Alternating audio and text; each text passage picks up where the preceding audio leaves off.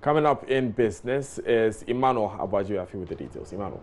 The Bank of Ghana says its new guidelines on purchase of government securities would help stabilize the cedi and possibly reduce cost of credit in the country.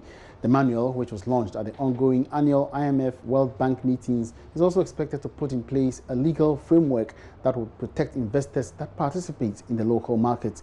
Head of Financial Markets at the Bank of Ghana, Stephen Opata, has been speaking with Joy Business in Washington, D.C.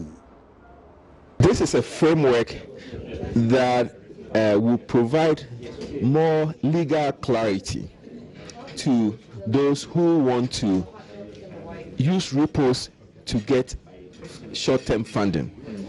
So this is a framework that clarifies the legality involved in that, so that there are no defaults. So it protects the lender from things like defaults, because as I did mention, they provide collateral, eligible collateral, and usually it should be liquid collateral, so that if for any reason they take the cash and they are not able to repay, then the person who has bought the collateral can just sell the collateral. Why has this become very necessary on the part of the Bank of Ghana? Because before this, you were still having repo deals and arrangement going on. Is it because you want to lift it up to more of international standards or to attract more investors? Yes, we want to globally, in very developed markets, they do repos under a Global Master Repurchase Agreement framework, because it's internationally accepted and the rules are very clear. So we want to open our market for more liquidity, to attract not just local investors but foreign investors, to create liquidity not just in the short-term money markets but across the entire bond market, and as you rightly said, and even extend it to the equities market. By equities, I'm talking about the stock exchange. So it's a matter of liquidity to make our financial markets more liquid but safe, so that we can attract investors.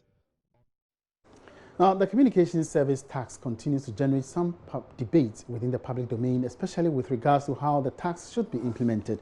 The Ministry of Communications last week directed that the service tax be treated like the VAT, NHIL, and the Get Fund levy, and all other taxes and levies imposed on entities doing business in Ghana.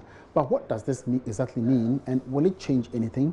Tax consultant and legal practitioner William Osu-Dimetia spoke to Joy Business at the business edition of PM Express last night.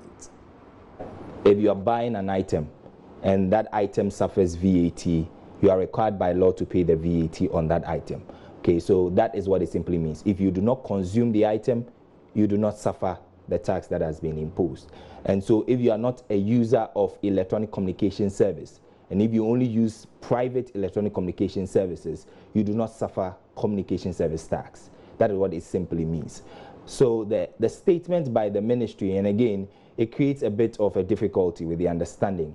How VAT works is that there are what we call place of supply issues. So for example, if I buy a scratch card, the law says that if you buy a scratch card, the time for the supplier, or the time when VAT ought to be collected, is as soon as you buy the scratch card, even if you haven't used it for purposes of making the call.